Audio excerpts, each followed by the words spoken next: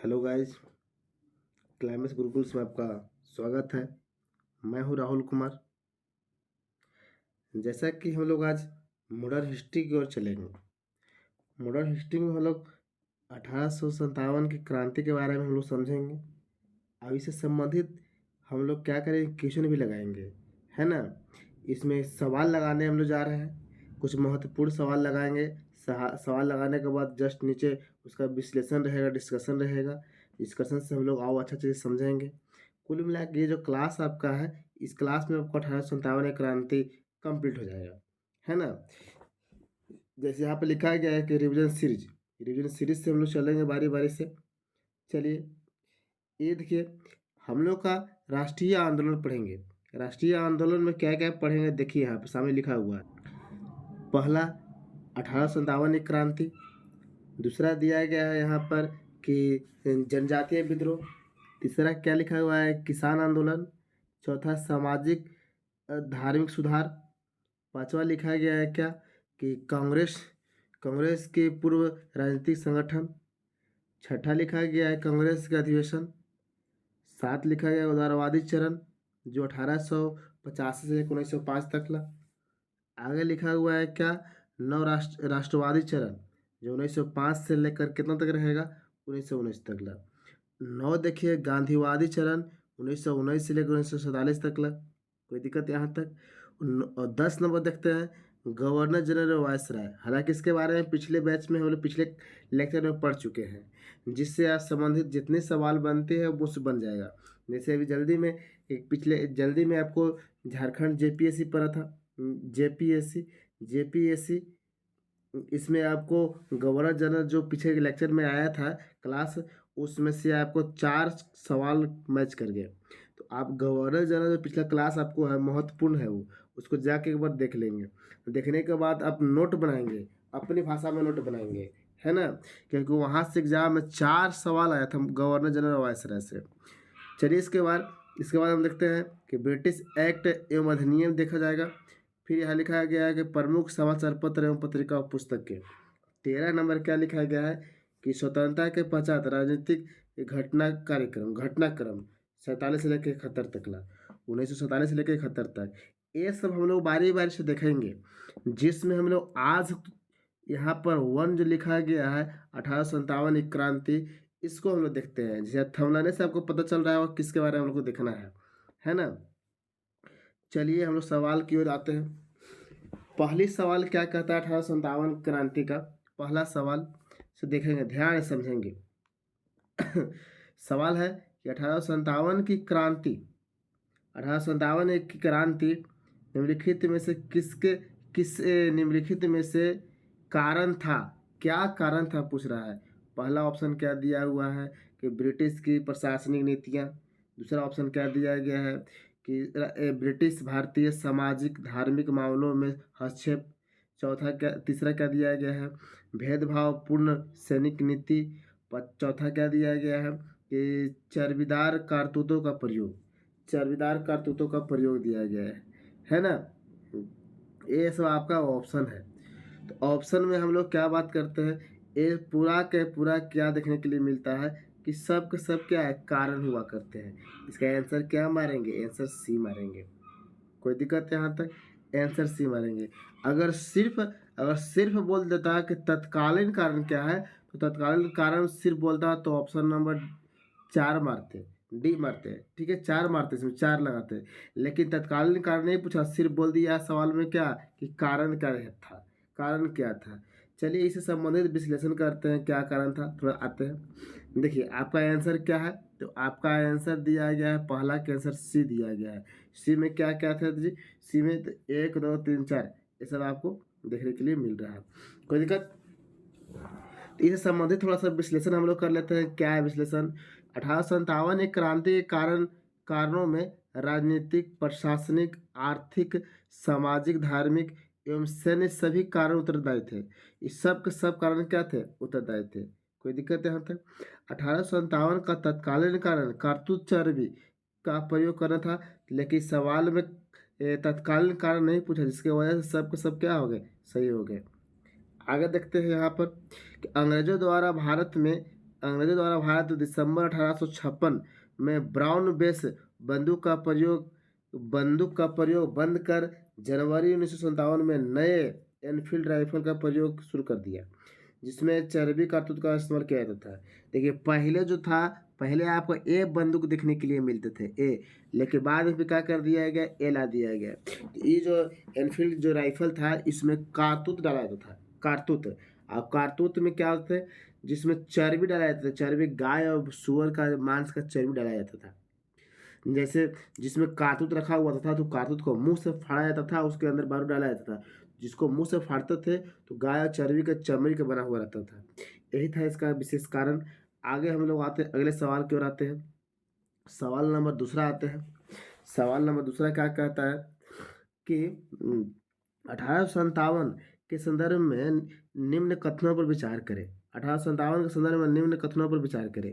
पहला क्या लिखा गया है कि विद्रोह का सबसे सघन रूप अवध में था। विद्रोह का सबसे सघन रूप कहाँ था, अवध में था। जबकि दूसरा बोल रहा है कि पंजाब में विद्रोह का सबसे बाद में प्रारंभ हुआ। ये आपको गलत दिया गया है। ये गलत क्यों दिया गया है कि यहाँ पर कोई विद्रोह होवे नहीं किया, सिर्फ और सिर्फ पहला दिया गया। तो इसमें से आंसर कौन हो जाएगा, तो ऑप्शन नंबर बी हो जाएंगे, केवल ए आंसर हो जाएंगे, केवल एक आंसर। आते इसका विश्लेषण देखते हैं। देखिए यहाँ पर देखेंगे ये आपको आंसर देता है, दो का आंसर ये देता है विश्लेषण में। यहाँ पर बताया जा रहा है कि 1857 के विद्रोह का प्रयास मुख्य रूप से उत्तर उत्तर एवं पूर्व भारत के अवध, बिहार, बंगाल, उड़ीसा तथा मध्य प्रांत में था। ठीक है, ये क्षेत्र आपको देखने के लिए मिल रहा है ऐसे ना, ये क्षेत्र में आपको देखने के लिए आपको मिल रहा था इस क्षेत्र में। ठीक है, दक्षिण भारत में सिर्फ सतारा में विद्रोह हुआ था। दक्षिण भारत जो है, दक्षिण भारत में सिर्फ सतारा में विद्रोह देखने के लिए मिल रहा था, और कहीं नहीं, सिर्फ सतारा में देखने के लिए यहाँ पर विद्रोह मिल रहा था। पंजाब में 1857 का विद्रोह नहीं हुआ था। पंजाब वाला जो क्षेत्र है, पंजाब में 1857 का विद्रोह नहीं हुआ था। तो यहाँ पर हम क्या बताएं, इस यहाँ पर होवे नहीं किया, सिर्फ कहाँ हुआ था, इसमें इसलिए इसका आंसर कौन हो जाएगा, एक हो जाएगा। समझने में है तो कोई परेशानी। चलिए अगला सवाल देखते हैं। चलिए सवाल नंबर 3 देखते हैं। सही मिलान का चुनाव करें। सही मिलान का क्या करने कह रहा है, चुनाव करने की बात कर रहा है। तो जैसे आपको मिलाना होगा कि दिल्ली किससे संबंधित है, कानपुर किससे संबंधित है, झांसी किससे संबंधित है, और इलाहाबाद किससे संबंधित है ना। ये आपको मिलान करना होगा। दिल्ली के जो है, दिल्ली के सामा सामने लिखा भी गया है कि दिल्ली का निकोलसन और हडसन हुआ करते हैं। कानपुर से कैंपबेल थे, और झांसी से हिमरोज था, और इलाहाबाद से कर्नल नील थे। ये तीनों के तीनों सामना सामनी मैच कर रहा है, चारों सामना सामनी मैच कर रहा है, जिसकी वजह से आंसर कौन हो जाएगा, तो ऑप्शन नंबर ए हो जाएगा। ऑप्शन नंबर कौन हो जाएगा, ए हो जाएगा।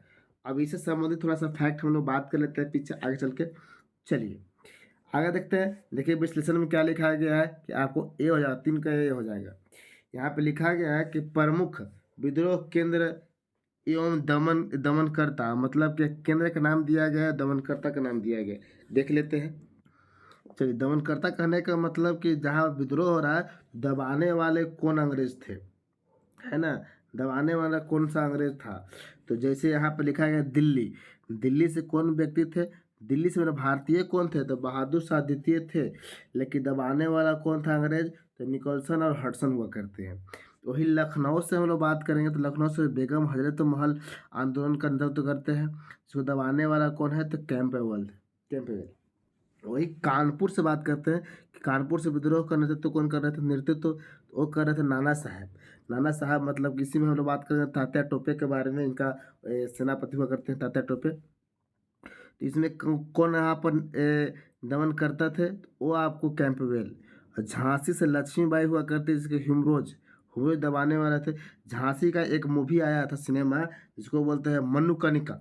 मनुकनिका एक सिनेमा था, उस सिनेमा को आप जाकर देख के समझ सकते हैं, है ना। इलाहाबाद से लियाकत अली थे, जो दबाया कौन, तो नील दबा देता है, नील। और वही करते हैं बिहार बाबू कुंवर सिंह को विलियम टेलर के द्वारा दबाया जाता है। बरेली की बात करते हैं तो बरेली थे खान बहादुर खां। तो विस्टन आयर के द्वारा उसको दबाया जाता है, तो यहाँ तक सवाल समझ में आया कि इसका मिलान करने की बात कर रहा था, तो बारी बारी से हम लोग समझ गए कि दिल्ली से कौन है, कानपुर से कौन था। यहाँ पर जगह के साथ साथ व्यक्ति को भी नाम दिया गया है। जैसे कि दिल्ली से कौन व्यक्ति थे भारतीय, तो बहादुर शाह जफर, इन्हीं के बहादुर शाह द्वितीय इन्हीं को बोला जाता है। यही व्यक्ति जो हुआ करते हैं अंतिम मुगल बादशाह, इनको दिल्ली यहाँ क्या किया जाता है कि दिल्ली से उठाकर और इनको रंगून भेज दिया जाता है, और रंगून में इसका मृत्यु हो जाता है बहादुर शाह द्वितीय को। तो बहादुर शाह द्वितीय से सवाल आता है कि कौन सा मुगल बादशाह हुआ करते हैं जिसको 2 गज दफनाने के लिए भारत में ज़मीन नहीं मिला, तो वो कौन हुआ करते हैं? तो बहादुर शाह जफर। कोई दिक्कत यहाँ तक समझने में? क्वेश्चन नंबर 3 समझने में कोई दिक्कत नहीं। 4 में आते हैं, क्वेश्चन नंबर 4 में निम्नलिखित में कौन सही सुमेलित नहीं है? कौन है जो सही सुमेलित नहीं है ना? निम्नलिखित में कौन जो है सही सुमेलित नहीं है? तो ये तो आपको देखने के लिए मिल रहा है कि बाबू कुंवर सिंह कहाँ से? बिहार से। बिल्कुल ही सही है, ये सही है। यहाँ अहमदाबाद है लिखल है कि यहाँ अब अहमदुल्ला शाह फैजाबाद से, ये भी सही दिखने के लिए मिल रहा है। खान बहादुर खान जस्ट बरेली के बारे में जस्ट दिखे, तीसरा क्वेश्चन में देखे थे। लेकिन लियाकत अली जो है कानपुर से नहीं है। लियाकत अली कानपुर से नहीं हुआ करते हैं, है ना, ये कहीं और से हुआ करते हैं। चलिए इनके बारे में विश्लेषण देखते हैं। लियाकत अली जो हुआ करता है वो इलाहाबाद वाले क्षेत्र से हुआ करते हैं। आइए इसका आंसर कौन हो जाएगा? ऑप्शन नंबर डी हो जाएगा, क्योंकि तीनों को तीनों मैच कर रहा है। अब सुमेलित नहीं बोल रहे हैं तो नहीं वाला ए है। तो चलिए इसको बाद थोड़ा विश्लेषण देख लेते हैं, क्या है विश्लेषण। विश्लेषण में बोलता है कि लियाकत अली कानपुर जो दिया गया है ना, इसके बारे में दिया गया था। तो लियाकत अली देखिए ये है, तो यहाँ लिखा गया है कानपुर में विद्रोह का नेतृत्व नाना साहब ने किया था।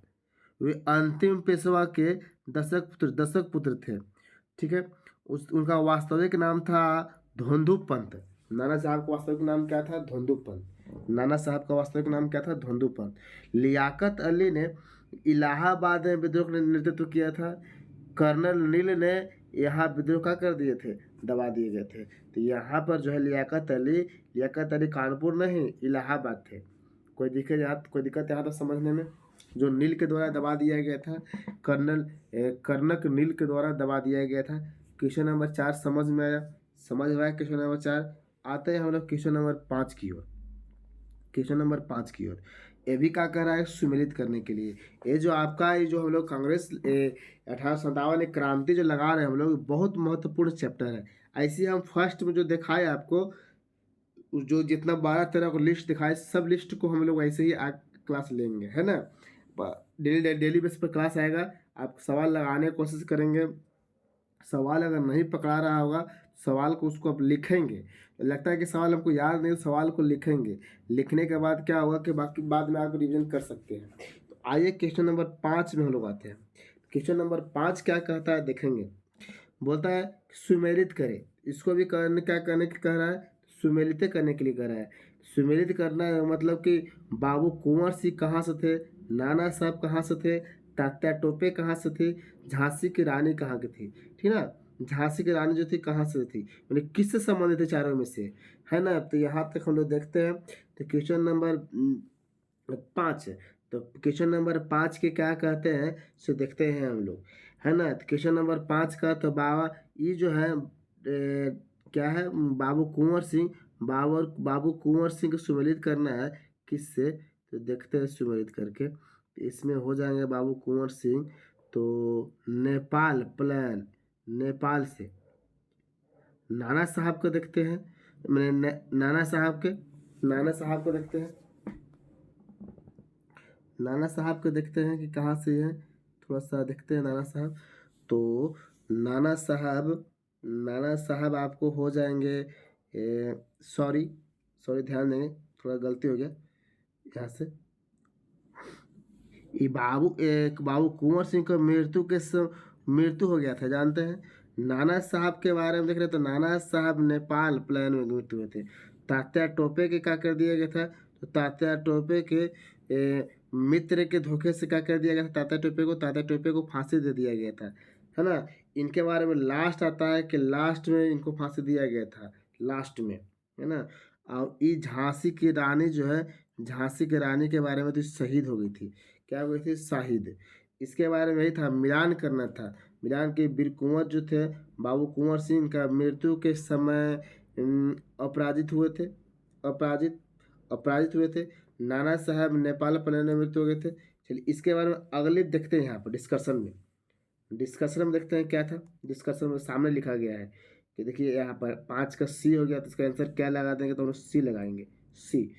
आइए, बाबू कुंवर सिंह मृत्यु के समय अपराजित है, अपराजित। नाना साहब का मृत्यु हुआ तो नेपाल प्लान में। वही तात्या टोपे के इनका मित्र जो थे, धोखा देने से क्या हो गया था, इनका फांसी हो गया था और झांसी की रानी शहीद हो गई थी। ठीक है, देखिए तात्या टोपे साहब ही हैं, तात्या टोपे साहब झांसी की रानी के बारे में आप जानते हैं कि झांसी की रानी है। वही बाबू कुंवर सिंह जिनका एक हाथ खुद को काट लिए थे, और नाना साहब के बारे में जान ही रहे। चलिए क्वेश्चन नंबर 6 में आते हैं। क्वेश्चन नंबर 6 क्या कहता है कि 1857 के दमन के लिए सैनिकों का चयन कहाँ से किया गया था। सैनिक के जो चयन किए गए थे वो पंजाब और गोरखों से किए गए थे। कहाँ से किए गए थे, तो पंजाब और गोरखों से। तो आपका आंसर क्या हो जाएगा, तो सी। आंसर क्या हो जाएगा, सी। अब इस सवाल से संबंधित आते हैं डिस्कशन में, हम लोग आते हैं डिस्कशन में। देखिए लिखा गया है कि यहाँ पे क्या सवाल क्या था, 1857 के विद्रोह के दमन के लिए सैनिकों का कहाँ चयन किया गया था, कहाँ से उन्हें बुलाया गया था, तो पंजाब एवं गोरखे से। ब्रिटेन द्वारा विद्रोह के दमन के लिए विद्रोह से अप्रभावित क्षेत्र से सैनिकों का चयन किया गया था। मतलब जहाँ पर विद्रोह नहीं हुआ था वहाँ सैनिक के बुला के लाया गया था। जहाँ विद्रोह हुआ, जहाँ पर नहीं हो रहा था वहाँ से बुला के लाया गया जहाँ पर हो रहा था। अगली पॉइंट क्या कहता है कि गोरखा एवं सिख सैनिक ने विद्रोह के दमन में मुख्य भूमिका निभाई। मुख्य भूमिका के बारे में बात, तो गोरखा और सिख दोनों मुख्य मैंने 1857 के विद्रोह के दमन करने में मुख्य भूमिका निभाई। वही आपको ये देखते हैं अगला पॉइंट कि बिहार, अवध, बंगाल के सैनिकों ने विद्रोह में ब्रिटिश के विरुद्ध नेतृत्व किए थे। कहाँ किए थे, तो जैसे बिहार, अवध और को बंगाल, ये जो क्षेत्र है यहाँ पे सैनिक लोग थे ब्रिटिश के विरुद्ध कर रहे थे, ब्रिटिश के विरुद्ध। लेकिन यहाँ पर गोरखा और सिख सैनिक जो थे वो ब्रिटिश के तरफ से थे और भारतीयों जो विद्रोह कर रहे थे उसको दमन कर दिया गया। यहाँ तो कोई समझने में दिक्कत। आइए क्वेश्चन नंबर 7 में हम लोग आते हैं। क्वेश्चन नंबर 7 में क्या कहता है कि निम्नलिखित कथनों पर विचार करें और असत्य कथन चुनें। क्या निम्नलिखित कथनों पर विचार करें और असत्य कथन चुनें। तो पहला कथन क्या कहता है कि 1857 की क्रांति के समय ब्रिटेन के प्रधानमंत्री विस्टॉन्ग पामस्टर्न थे। सही है या गलत है, ये कथन असत्य करना है, असत्य कथन चुनना है। ये तो भाई सत्य था, ये तो सत्य था। दूसरी पॉइंट, ये सत्य है कि हाँ इस समय के प्रधानमंत्री कौन थे, पामस्टर्न थे। ठीक है, 1857 की क्रांति के समय भारत के गवर्नर जनरल कौन थे, ये भी सही है। कौन थे, तो कैनिंग थे, कैनिंग। तो यानी कि इसका आंसर ना तो 1 और ना तो 2 होगा, यानी कि कौन हो जाएगा, ऑप्शन नंबर डी हो जाएगा। क्योंकि सत्य पूछा है, दोनों को दोनों यहाँ पर क्या है, सत्य है। आइए डिस्कशन चलते हैं थोड़ा सा। देखिए ऑप्शन नंबर डी, न तो 1 और न तो 2। क्यों, क्योंकि स्कॉट लिखा है विस्कॉन्ट पामस्टर्न 1855 से 58 तक लिबरल पार्टी की ओर से ब्रिटेन के प्रधानमंत्री थे। ठीक है, विद्रोह के समय लॉर्ड कैनिंग भारत के गवर्नर जनरल थे। विद्रोह के बाद उन्हें भारत का वायसराय बना दिया गया। विद्रोह के बाद भारत के उन्हें वायसराय, जब यहाँ पर विद्रोह हुआ था उस समय क्या थे, गवर्नर जनरल थे। ठीक है, अब विद्रोह के बाद क्या बना दिया गया, तो वायसराय बना दिया गया।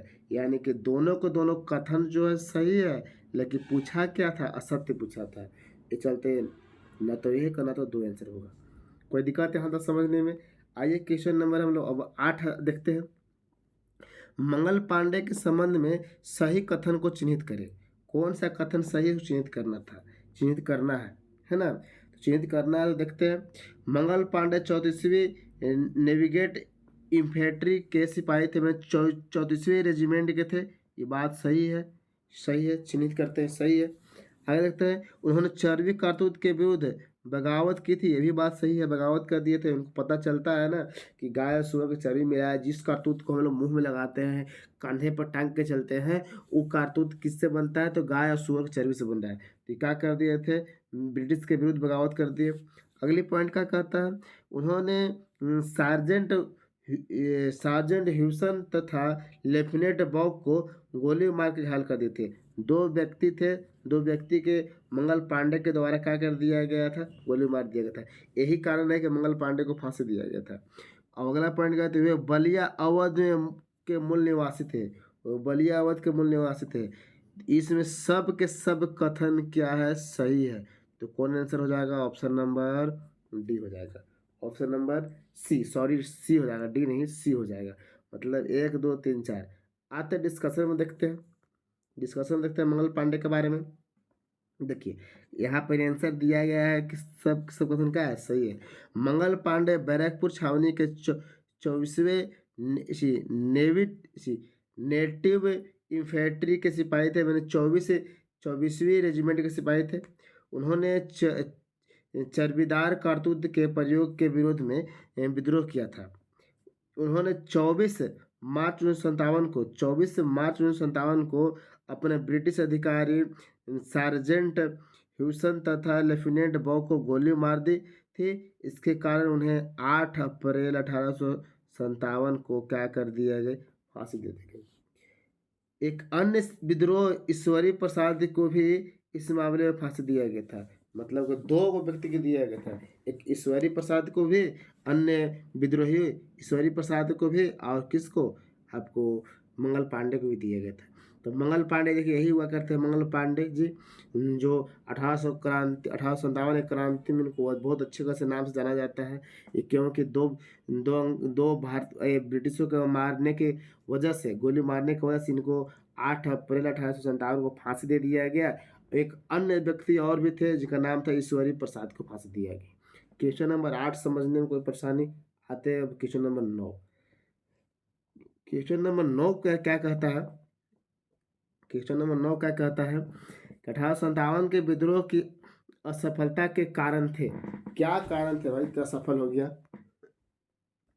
1857 के विद्रोह की असफलता के कारण थे। तो क्या कारण थे वही चीज हम लोग यहाँ पर देखेंगे।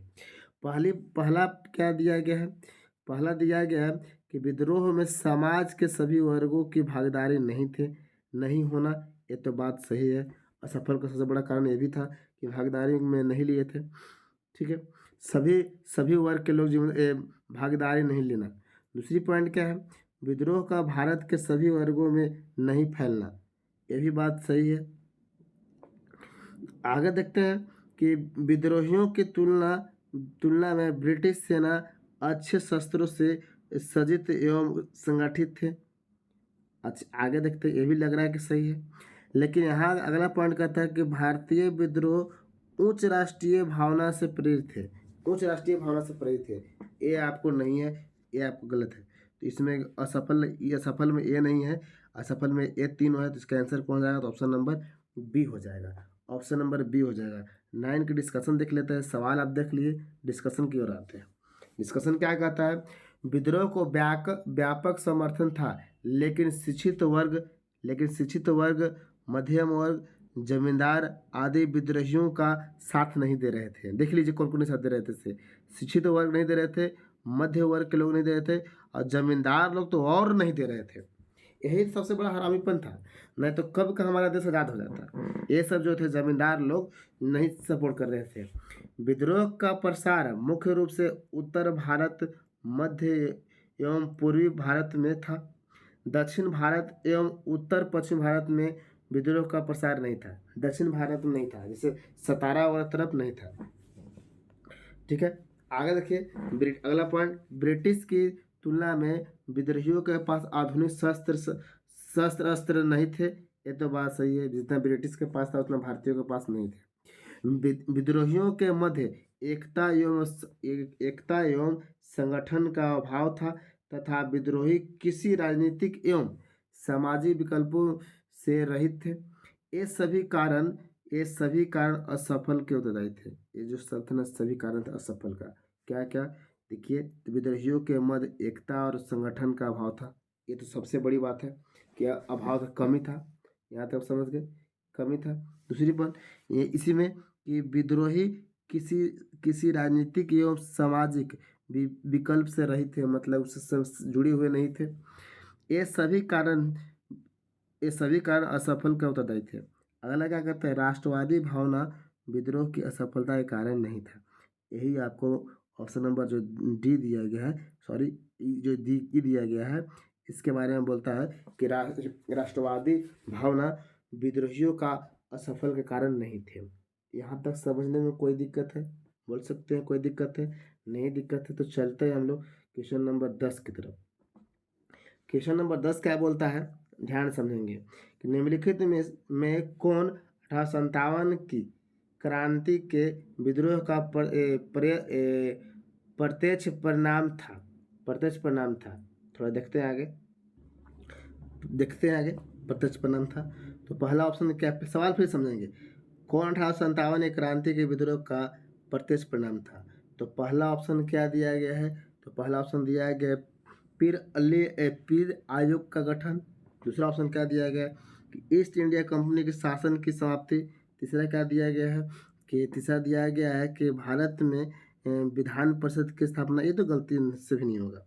भारत में राजधानी परिवर्तन, ये भी नहीं था। इसका आंसर कौन है कि ईस्ट इंडिया कंपनी की शासन की समाप्ति।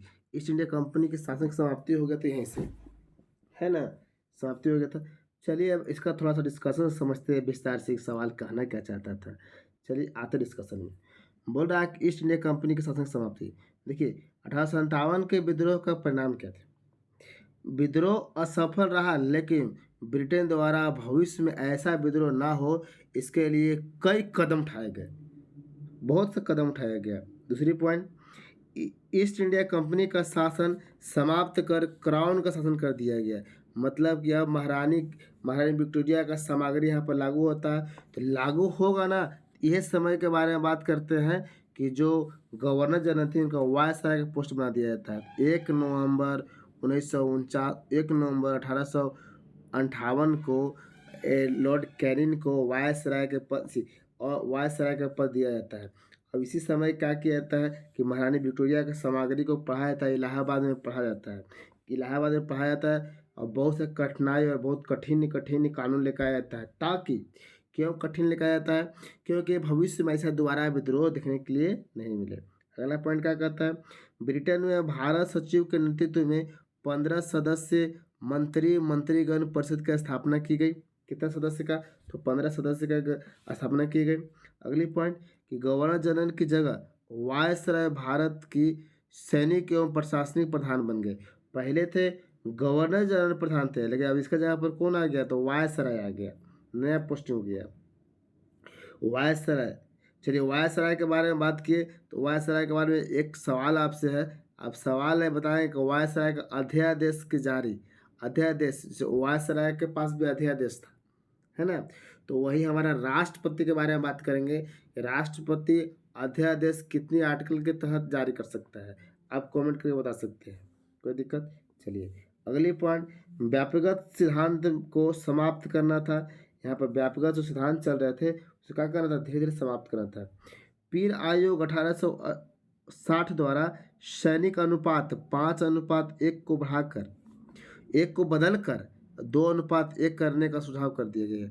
यह तत्कालीन परिणाम नहीं था, तत्कालीन नहीं था, लेकिन जितना ये सब थे ना, ये सब आपको देखने के लिए मिले, यही आपका कारण थे। चलिए क्वेश्चन नंबर 11 देखते हैं। क्वेश्चन नंबर 11 क्या बोलता है कि किसने 1857 की क्रांति को राष्ट्रीय विद्रोह की संज्ञा दी थी? किसने 1857 की क्रांति को राष्ट्रीय विद्रोह की संज्ञा दी थी? तो ऑप्शन क्या क्या है? ऑप्शन पहला अशोक मेहता है, दूसरा है आर सी मजुमदार, तीसरा है वी डी सावरकर, चौथा है कार्ल मार्क्स। तो इसका आंसर हो जाएगा अशोक मेहता। क्या हो जाएगा? अशोक मेहता। अशोक मेहता क्या बोला था? राष्ट्रीय विद्रोह की संज्ञा दी थी, राष्ट्रीय विद्रोह की संज्ञा दी अशोक मेहता। आइए इसका डिस्कशन पढ़ते हैं। क्या डिस्कशन में अशोक मेहता का आंसर। 1857 क्रांति को अशोक मेहता एवं बेंजामिन डिज़रेली ने क्या बोलते हैं कि राष्ट्रीय विद्रोह कहा था। क्या कहा था? राष्ट्रीय विद्रोह कहा था। वही अगर बात करते हैं वीडी सावरकर ने 1857 की क्रांति को प्रथम स्वतंत्रता संग्राम तथा सुनियोजित स्वतंत्रता संग्राम कहा।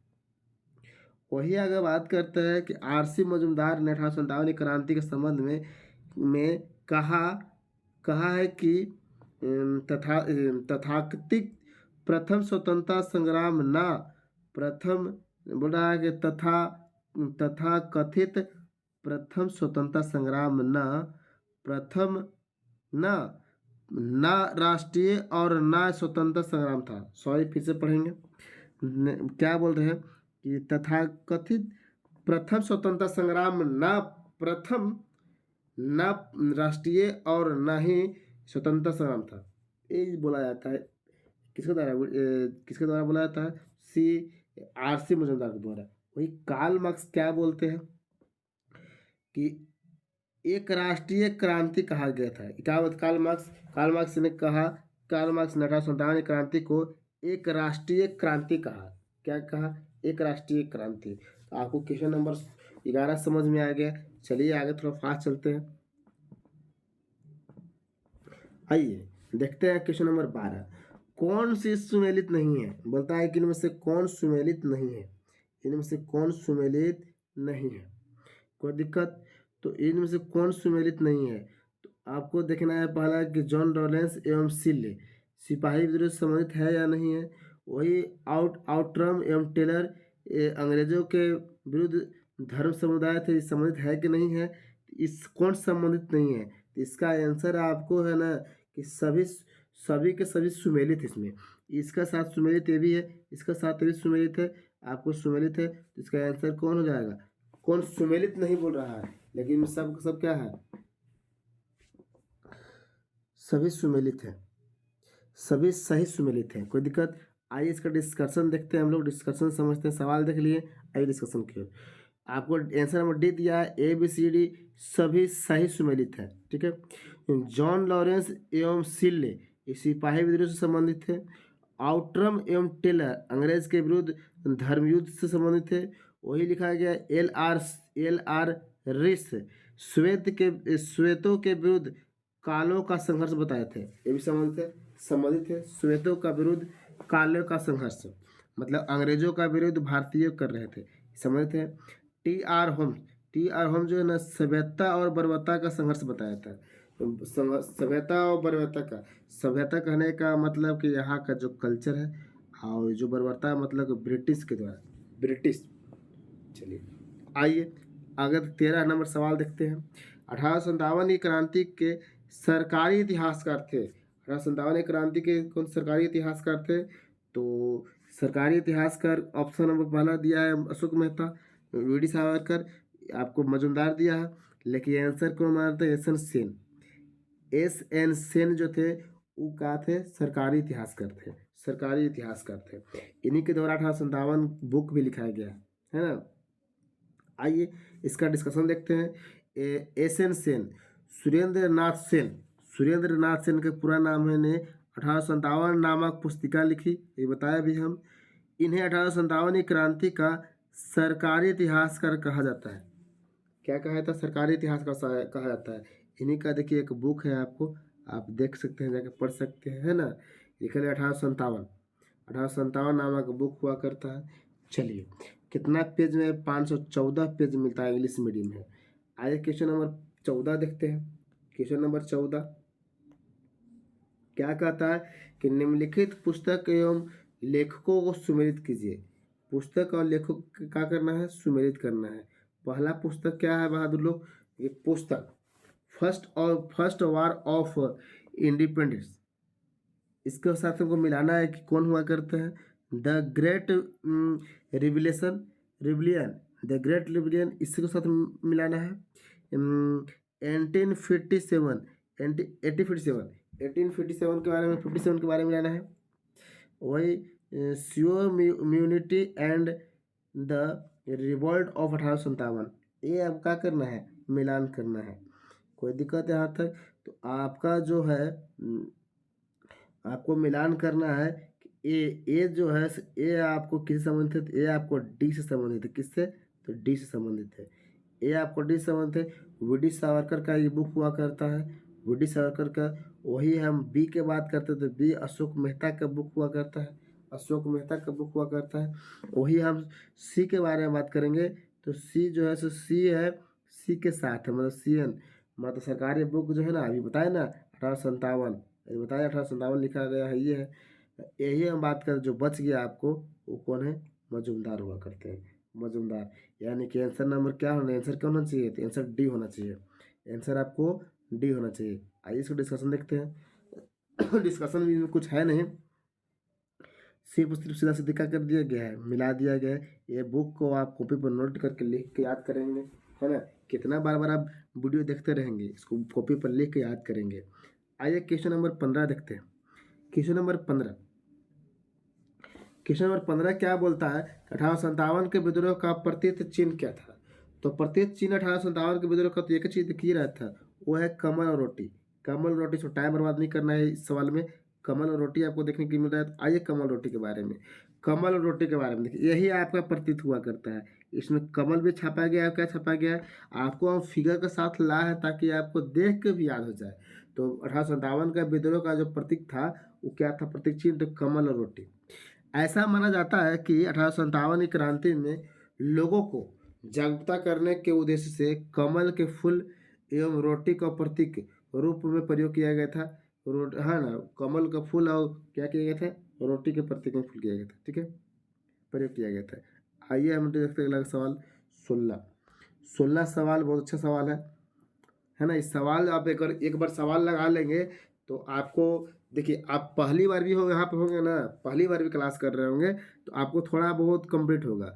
और जो जो मेरा क्लास में पढ़े होंगे ऑफलाइन और ऑनलाइन, हम ऑनलाइन भी पढ़ाते हैं और ऑफलाइन भी पढ़ाते हैं, तो जो ऑफलाइन भी स्टूडेंट पढ़े होंगे उनके लिए तो बहुत फ़ायदेमंद है, और साथ में जो नए स्टूडेंट ऑनलाइन है उनके लिए भी अच्छे है।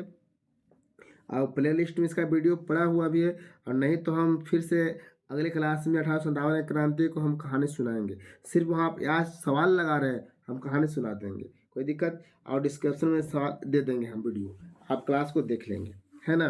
चलिए सवाल क्या कहता है कि महारानी की घोषणा पत्र के संबंध में निम्नलिखित कथनों पर कौन सा कथन सही है। तो पहला सवाल है, पहला महारानी की घोषणा पत्र लॉर्ड कैनिंग के द्वारा इलाहाबाद में 1 नवंबर को पढ़ा गया था।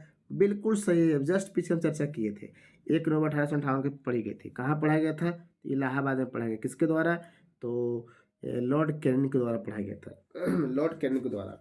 अगला क्या कहता है कि हड़प नीति को समाप्त कर देसी राजों, क्या लिखा है पढ़ेंगे यहाँ पर, कि हड़प नीति को समाप्त कर देसी राजों को गरिमा एवं अधिकारों के सम्मान का वचन दिया गया था। अच्छे, ये देखते हैं तीसरा क्या देखते हैं कि सरकारी सेवा में भारतीयों को वंचित करने की घोषणा की गई थी। ये आपको किया नहीं गया था, ऐसा नहीं है, ये नहीं किया गया था कि घोषणा आएगा तो सरकारी सेवा में भारतीयों को वंचित कर दिया जाएगा, ये गलत है। सही पूछ रहा है ना, सही कौन कौन है, तो एक और दो, इसमें कौन है, तो आंसर क्या हो जाएगा, तो आंसर सी हो जाएंगे। आइए डिस्कशन थोड़ा देख लेते हैं क्या दिया गया है। महारानी की घोषणा लॉर्ड कैनिंग के द्वारा 1 नवंबर 1858 को पढ़ा गया था। कहाँ पढ़ाया गया था, तो इलाहाबाद में पढ़े गए थे, इस हवाले में था। प्रमुख प्रावधान थे, क्या क्या प्रमुख प्रावधान पढ़ा गया था, है ना। कैनिंग के द्वारा क्या क्या पढ़ा गया था देखेंगे। पहला प्रावधान क्या है, देखिए आपका आपका ये सवाल तो पूछा गया, लेकिन सवाल से कितना कॉन्सेप्ट क्लियर हो रहा है ना। तो आप पहली बार भी है तो आप नाराज नहीं होंगे, बहुत अच्छे से समझेंगे। पहला पॉइंट क्या कहता है कि कंपनी के शासन की समाप्ति, कंपनी के शासन की समाप्ति कर दिया गया, क्राउन का शासन शुरू होगा। दूसरी, कंपनी के शासन समाप्त कर दिया गया, जैसे कहने का मतलब है कि अलग अलग कंपनी लोग, भारत में अलग अलग कंपनी लोग के आके, कंपनी लोग ब्रिटेन से अब राज कर रहे थे, यहाँ पर अपना फैक्ट्री चला रहे थे। लेकिन यहाँ 1857 के विद्रोह हुआ ना, तो कमजोर पड़ गए। ये अलग अलग कंपनी वाला अपने नहीं बचाएंगे कि पूरा बचाएंगे, नहीं बचाएंगे। तो अब जो ब्रिटेन के जो वहाँ पर सरकार था, सरकारी महारानी जो वहाँ का राजा थी, तो राजा साहब का की घोषणा की यहाँ पर कि आप सभी कंपनी को देख रेख हम करेंगे, सभी को देख रेख हम करेंगे। आप सभी लोग व्यापार कीजिए, लेकिन एकजुट होकर कीजिए। आप अपने से राज नहीं करेंगे, हम जो कहेंगे वही करेंगे। यही बोला जाता है कि ये कंपनी का शासन समाप्त करके अब किसका शासन शुरू कर दिया गया, तो क्राउन ने कर दिया गया। किसको कर दिया गया? क्राउन के। अगला पॉइंट क्या कहता है? गवर्नर जनरल को वायसराय की संज्ञा दिया गया। अब वही व्यक्ति जो गवर्नर जनरल था उसको पोस्ट चेंज हो गया, न कि व्यक्ति चेंज हुआ। देखिए गवर्नर जनरल भी अंतिम गवर्नर जनरल भी कौन थे? अंतिम गवर्नर जनरल, भारत का अंतिम गवर्नर जनरल। यहाँ पर बात करें तो कैनिन, अब यही कैनिन को नाम पोस्टिंग कर दिया गया किस में? तो वायसराय में कर दिया गया। होता है ना, जैसे जैसे हम लोग पढ़ते हैं, बनते के ऊपर टीचर हो गया, फिर बन गए प्रधानाध्यापक बन गए, है ना, पोस्टिंग होता है। तो वही आगे हम कर रहे बात। तो ये आपको हो गया, ये हो गया। अब ये देखते हैं, भारत में हड़प नीति का प्रतिबंध लगा दिया गया। जैसे लॉर्ड कैनिंग से पहले एक शासक हुआ करता, इसका नाम था डलहौजी। डलहौजी ये जो थे हड़प नीति अपनाए थे, उसको क्या कर दिया गया? तो प्रतिबंध लगाया गया। भारतीय लिखा है कि भारतीय शासकों के गरिमा एवं अधिकारियों का संरक्षण का वचन दिया गया, कि भारतीयों को शासन का वचन दिया है कि आपको कोई परेशानी नहीं होगी, आप अपना राज कीजिए, हम अपना व्यापार करेंगे, है ना। सरकारी सेवा में जाति संप्रदाय से ऊपर उठकर समान अवसर का वचन दिया गया। बोला गया कि आप सभी लोग अपना अपना काम कर सकते हैं, किसी को जाति धर्म के भेदभाव से हटाया नहीं जाएगा, है ना। ये आपका चलते आपका ऑप्शन नंबर सी क्या होते हैं? कथन तीनों कथन नंबर जो 3 है, देखिए कौन कथन नंबर 3? कथन नंबर 3 है जो क्या है? गलत है। देखिए यहाँ पर गलत लिखा गया है, सही नहीं है, अतः ये सही है। जैसे अभी गवर्नर जनरल के बारे में बात कर रहे हैं, तो ई लेक्चर से पीछे वाला जो लेक्चर है उसमें आपको गवर्नर जनरल पढ़ाया गया है। गवर्नर जनरल को एक बार नोट बना लेंगे ना, तो आपको ऊपर लाइफ टाइम काम देगा, क्योंकि उसमें बहुत मेहनत के साथ वीडियो बनाया गया है। उसको आप महत्व देंगे और साथ में उसको लिखें। चलिए लिख लेंगे। चलिए आगे देखते हैं, क्वेश्चन नंबर 17 देखते हैं। क्वेश्चन नंबर 17, क्वेश्चन नंबर 17 क्या कहता है कि निम्नलिखित में से किसने 1857 की क्रांति में ब्रिटेन का साथ दिया था? ब्रिटेन का साथ देने वाला कौन है? 18 नंबर में है, 17 नंबर में ब्रिटेन का साथ देने वाले कौन है? तो देखिए यहाँ पर दिया गया है सिंधिया, होलकर, निजाम, जोधपुर के राजा। इसका आंसर कौन हो जाएगा? ये चारों के चारों जो थे ना, ये चारों के चारों साथ देने वाले थे। तो चारों साथ देने वाले थे। सिंधिया भी दिए थे साथ, 1857 की क्रांति में ब्रिटेन के साथ दिए थे। होलकर भी दिए थे, निजाम भी दिए थे, ये जोधपुर के राजा लोग दिए थे, सब साथ दिए थे। इसका आंसर कौन हो जाएगा? तो आंसर हो जाएगा डी। आइए थोड़ा सा पढ़ते डिस्कशन में। डिस्कशन में वही डी दिया गया है। बोला है कि 1857 की क्रांति में कई देशी राजों ने ब्रिटेन के साथ दिया था, जैसे पटियाला राज्य, अफगानिस्तान एवं नेपाल ने अंग्रेज की आर्थिक सहायता की थी। कौन कौन आर्थिक सहायता किया था? देख लीजिए, पटियाला राज्य, अफगानिस्तान, नेपाल ने अंग्रेजों को अच्छे से सपोर्ट किए थे। वही बात कर रहे हैं कि निजाम, होलकर, सिंधिया, जोधपुर के राजा एवं सिख ने इस विद्रोह के दमन में ब्रिटेन के सहयोग किए थे। ब्रिटेन का सहयोग किया था कि दमन किया जाए, मतलब इस विद्रोह को दबाया जाए। देख लीजिए, अपने ही घर में अपने ही लोग क्या करते हैं, लोगों को छुरा भोगते हैं। ऐसा ऐसे तो हरामीपन व्यक्ति हुआ करते थे, और नहीं तो ये सब लोग सपोर्ट नहीं करते तो कब का हमारा देश आज़ाद हो जाता है।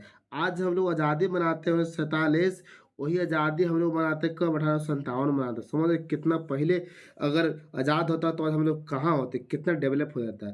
जैसे अभी 1947 में आज़ाद हुआ तो अभी भी डेवलप हुआ, लेकिन पहले होता तो कुछ अलग होता, अभी हुआ तो कुछ अलग हुआ, है ना। लेकिन कुछ न कुछ तो होता है। चलिए क्वेश्चन नंबर 18 देखते हैं। 18 क्या बोलता है? 1857 की क्रांति के समय ब्रिटेन सेना का तत्कालीन मुख्यालय कहाँ था? तत्कालीन मुख्यालय कहाँ था? तो तत्कालीन मुख्यालय ऑप्शन नंबर पटना, कानपुर, इलाहाबाद, दिल्ली। तो इसका आंसर क्या है? तो कानपुर में। कहाँ थे? तो कानपुर में। आइए कानपुर देखते हैं। सॉरी, कानपुर बोल रहा है, इलाहाबाद में। इलाहाबाद, कानपुर बोला गया, इलाहाबाद में। इलाहाबाद। 1857 की क्रांति की तीव्रता को देखते हुए गवर्नर जनरल कैनिंग ने आपातकालीन मुख्यालय इलाहाबाद को बनाया था। क्यों बनाया था? सब समझ में आ गया। 1857 की क्रांति की तीव्रता को देखते हुए गवर्नर जनरल कैनिंग ने आपातकालीन मुख्यालय कहाँ बनाया था? इलाहाबाद बनाए थे। कोई दिक्कत है यहाँ तक ला? आइए अगले सवाल 19 के आते हैं। यह कथन किससे संबंधित है? एक ऐसी महिला जो विद्रोहियों के बीच एकमात्र पुरुष है। जैसी महिला के बोला समझ आइए कि कहाँ पर लक्ष्मीबाई है, आंख बंद करके लक्ष्मीबाई मार दीजिए। आंख बंद करके लक्ष्मीबाई, क्योंकि अंग्रेजों के द्वारा ही बोला गया था एक ऐसी महिला है जो विद्रोहियों के बीच में एकमात्र पुरुष थी। आइए इसके बारे में थोड़ा सा पढ़ लेते हैं रानी लक्ष्मीबाई के बारे में।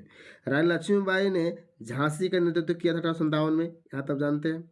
1853 में झांसी के दत्तक पुत्र दामोदर के संबंध में हड़प लिया गया था। मैंने कहने का मतलब ये जो लक्ष्मीबाई थी, लक्ष्मीबाई के पति का नाम था पति का नाम था गंगाधर। गंगाधर नाम था पति का नाम गंगाधर, और गंगाधर के कोई पुत्र नहीं थे। तो पुत्र नहीं तो दशक मतलब कि गोद लिया हुआ एक पुत्र हुआ करते जिसका नाम था दामोदर राव। और जो हड़प्पा बोल रहे हैं, जो डलहौजी था, डलहौजी कानून लगा दिया कि कोई भी राजा है वो गोद ले नहीं सकता है, उसके वो संतान में चलेगा, नहीं तो गोद नहीं ले सकता। ये गोद लेते हैं तो अंग्रेज लोग धावा बोल देते हैं, और इसी में यहाँ पर झगड़ा शुरू होता है। 1853 से आपको देखने के लिए मिलता है। लक्ष्मीबाई ने प्रारंभ में युद्ध का नेतृत्व झांसी से किया, और बाद में फिर कहाँ चले गए तो ग्वालियर चले गए। झांसी जब कब्जा कर लिया ब्रिटिश लोग तो कहाँ चल गए तो ग्वालियर चल गए। लक्ष्मीबाई को जनरल हुमरोज ने पराजित किया था।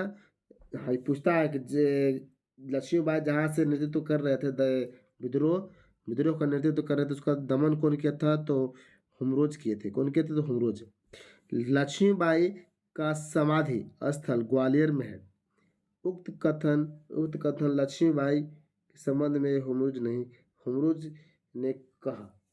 ये जो कथन जो है कथन के बारे में, कथन हुमरोज के द्वारा ही कहा गया था कि एकमात्र महिला है, लिखा गया कि एक ऐसी महिला जो विद्रोहियों के बीच में एकमात्र पुरुष है। मतलब कि ये महिला अंग्रेज को दम पानी छुड़ा दी, झांसी की रानी। ऐसी इनका पर कथन और कहावत नहीं बना है ना। आइए क्वेश्चन नंबर 19 के बाद 20 देखते हैं। क्या है 20? 1857 के विद्रोह में दिल्ली का वास्तविक नेतृत्व किसने किया था? दिल्ली का वास्तविक नेतृत्व किसने किया था? दिल्ली का बख्त खां था। कौन था? बख्त खां का। देखिए नाना साहब अलग थे, ये अलग थे। बख्त खां, आइए डिस्कशन देखते हैं बख्त खां के बारे में। तो यही है बख्त खां यही है। क्या बोलता है? विद्रोहियों ने 11 मई 1857 को दिल्ली में बहादुर शाह को विद्रोह का नेतृत्व किया। ठीक है, विद्रोह दिल्ली में 1857 में बहादुर शाह कर रहे थे, बहादुर शाह जफर। लेकिन दिल्ली में विद्रोहियों का वास्तविक नेतृत्व कौन करते? बख्त खां करते। क्योंकि ये जो थे, ये बहादुर शाह बहुत बुजुर्ग हो गए थे, लगभग 80-85 उम्र के हो गए थे, है ना। ये कुछ कर नहीं सकते थे, लेकिन इनका नेतृत्व कौन कर रहे थे? बख्त खां कर रहे थे। तो आपसे अगर सवाल आता है कि दिल्लियों का, तो यही सवाल है कि दिल्लियों की तरफ से कौन कर रहे थे? दिल्लियों की तरफ से आपको बहादुर शाह, लेकिन दिल्ली में विद्रोहियों का वास्तविक नेतृत्व कौन कर रहे थे? बख्त खां प्रधान सेनापति था। बख्त खां क्या था? तो प्रधान सेनापति था। दिल्ली में विद्रोह का दमन निकलसन और हडसन ने किया था। दिल्ली पर ब्रिटिश का पुनः अधिकार होने पर बख्त खां लखनऊ चला गया, और जहां 13 मई 1859 को क्या हुआ? इसको मृत्यु हो गई। बख्त खां की मृत्यु हो गया। कोई दिक्कत यहाँ तक ला? आइए अगले सवाल की ओर। अगले सवाल क्या बोलते हैं? 21 नंबर सवाल। 1857 के विद्रोह के प्रारंभ के संबंध में सही कथन है। 1857 के विद्रोह के प्रारंभ के संबंध में सही कथन है।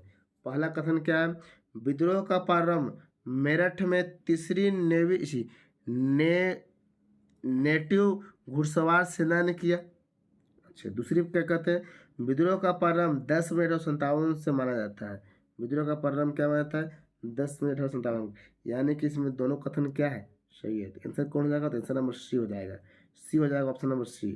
आइए देखते हैं डिस्कशन। सी बोलता है 1857 के क्रांति का प्रारंभ मेरठ से माना जाता है। कब? 10 मई 1857 को मेरठ में सभी सैनिकों को कैद से छुड़ाते हुए शस्त्रागार को लूट लिया। इस घटना को 1857 क्रांति का प्रारंभ माना जाता है। शस्त्रागार का कर दिया था, अपने सैनिक को छुड़ाने के लिए लूट लिया गया। तो 10 मई 1857 को बुलाया था कि मेरठ से विद्रोह का किए गए थे, शुरू किए गए थे। आइए अगले सवाल देखते हैं। चलिए सवाल नंबर 22, निम्नलिखित में कौन सही सुमेलित नहीं है? कौन सही सुमेलित नहीं है? तो देखिए लिखा है, पहला ऑप्शन क्या है, ग्वालियर, ग्वालियर से तात्या टोपे, बरेली से खान बहादुर, मेरठ से कदम सिंह और संबलपुर से नारायण सिंह। तो कौन सुमेलित नहीं है? तो कौन सुमेलित नहीं है? तो ग्वालियर तात्या टोपे तो दिख रहे हैं, अच्छा तात्या टोपे दिख रहे हैं, बरेली से खान बहादुर तो दिख रहे हैं, मेरठ से कदम सिंह दिख रहे हैं, लेकिन संभलपुर से नारायण सिंह नहीं थे, वहाँ से सुरेंद्र साई हुआ करते हैं। कौन हुआ करते हैं? सुरेंद्र साई। आइए डिस्कशन में देखते हैं इसका आंसर कौन हो जाएगा। आंसर आपको डी हो जाएगा, आंसर डी हो जाएगा। आइए देखते हैं, देखिए यहाँ पे लिखा गया है संबलपुर से कौन हुआ करते हैं? नारायण सिंह। संबलपुर से नारायण सिंह के यहाँ बता रहा है, ये आंसर डी हो जाएगा, नारायण सिंह नहीं थे। संबलपुर से कौन हुआ करते हैं? सुरेंद्र साई। और वही रायपुर से कौन हुआ करता है? नारायण सिंह। रायपुर से नारायण सिंह, तो ये नारायण सिंह जो थे ना रायपुर से थे, संबलपुर से नहीं थे। ये चलते हैं सुमेलित ए नहीं है, मतलब सुमेलित डी नहीं है इसका है, ठीक है ना। ग्वालियर से तात्या टोपे सही है, बरेली से खान बहादुर सही है, मेरठ से कदम सिंह सही है। आइए यहाँ तक आपको समझने में कोई परेशानी? आते हैं हम लोग question number 23। Question number 23, question number 23 क्या कहता है कि निम्नलिखित में से कौन सैनिकों के असंतोष के कारण नहीं? निम्नलिखित में से कौन सैनिकों के असंतोष के कारण नहीं है? नहीं। पहला ऑप्शन कि ब्रिटिश एवं भारतीय सैनिकों के वेतन भत्ते में असमानता, ये तो ऐसा नहीं कुछ कहना चाहता है। भारतीय सैनिकों के साथ भेदभाव, ऐसा नहीं। अच्छा देखते हैं इस सवाल कहना क्या चाहता है, कौन सैनिकों के असंतोष के कारण नहीं है? असंतोष के कारण नहीं है। तीसरा क्या बोलता है कि भारतीय सैनिकों समुद्र पार करने के लिए विवश करना, ये देखते हैं। अगर डी देखते हैं कि भारतीय सैनिकों को युद्ध का अतिरिक्त भत्ता का कम दिया जाना, अतिरिक्त भत्ता कम दिया जाना, तो यही जो कारण नहीं, असंतोष कारण, ये कारण नहीं है। बाकी सब तो कारण आपको देखने के लिए मिल ही रहा है ना। एक कारण आपको नहीं देखने को मिल रहा है। ऑप्शन नंबर कौन हो जाएगा? तो डी। देखिए तेज देखते हैं, भारतीय सैनिकों के युद्ध का अतिरिक्त भत्ता कम दिया जाना, यही एक कारण नहीं थे। अच्छा देखते हैं अब अगर डिस्कशन में, तो ब्रिटिश सेना में भारतीय सैनिकों से भेदभाव प्रमुख सैन्य कारण था। आगे वो इसी में बोल रहा है कि नस्लीय भावना, वेतन भत्ते में असमानता तथा समुद्र पार करने की नीति प्रमुख असंतोष थे। लेकिन विकल्प डी नहीं था, कौन नहीं था? युद्ध पश्चात कोई अतिरिक्त भत्ता देने के नहीं दिया गया था। इसका आंसर कौन हो जाएगा? इसका आंसर आपको डी हो जाएंगे। ये सब तो प्रमुख थे, लेकिन आंसर कौन हो गया? तो आंसर डी। आंसर आपका क्या हो गया? तो आंसर डी। आगे देखते हैं 24 क्या कहता है? 24 सबका सवाल है कि 1857 की क्रांति में किस अंग्रेजों का सबसे कट्टर शत्रु माना जाता था? किस अंग्रेजों का 1857 की क्रांति में किसे अंग्रेजों का सबसे कट्टर शत्रु माना जाता था? सबसे कट्टर शत्रु तो किसे माना जाता था? तो आंसर आपको ऑप्शन दिया गया, कुंवर सिंह, खान बहादुर, अहमदुल्ला शाह और नाना साहब। इसका आंसर हम लोग मारेंगे अहमदुल्ला शाह। कौन थे? इसका कट्टर माना जाता था, कट्टर माना जाता था, ठीक ना, कट्टर शत्रु माना जाता था। आइए डिस्कशन देखते हैं। अहमदुल्ला शाह ने फैजाबाद में विद्रोह का नेतृत्व किए थे, बात सही है। इन्हें अंग्रेजों का प्रबल शत्रु माना जाता था।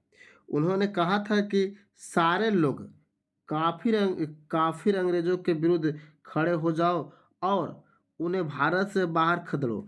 यही बात चलते अंग्रेजों ने क्या बोलता था, जो बतिया बोला ना ये, कि उन्होंने कहा सारे लोग काफिर अंग्रेजों के विरुद्ध खड़े हो जाओ और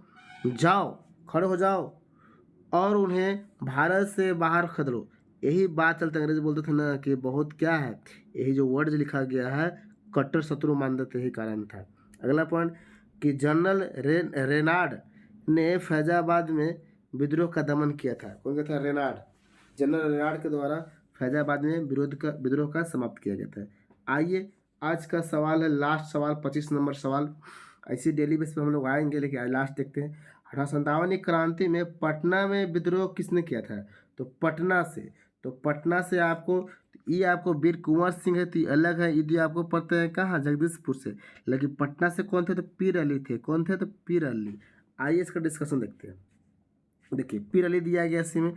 1857 की क्रांति में पटना में विद्रोह का एक पुस्तक विक्रेता, पीर अली विद्रोह कर रहे थे, पुस्तक विक्रेता थे, और लेकिन वीर कुंवर सिंह के दोस्त भी थे, है ना।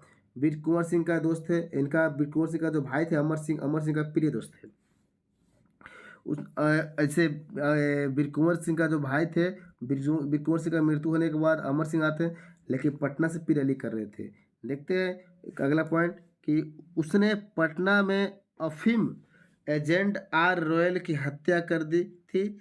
विलियम टेलर के प्रयासों से पीर अली को फांसी दे दिया गया। विलियम टेलर जो है, वह टेलर जो उसको वीर कुंवर सिंह के समय जगह ने दबाया था, ये क्या कर दिया, फांसी दिलवा दिया। किसी कारण? तो अफीम एजेंट आर, ठीक है, अफीम एजेंट आर रॉयल की हत्या की वजह से इनको फांसी दे दिया गया। कौन दिवाता है? तो विलियम टेलर के प्रयास से। बाबू कुंवर सिंह ने जगदीशपुर आरा का नेतृत्व कर रहे थे। कहाँ से? आरा से। वही बिहार में 1857 एक क्रांति का प्रमुख केंद्र पटना, दानापुर,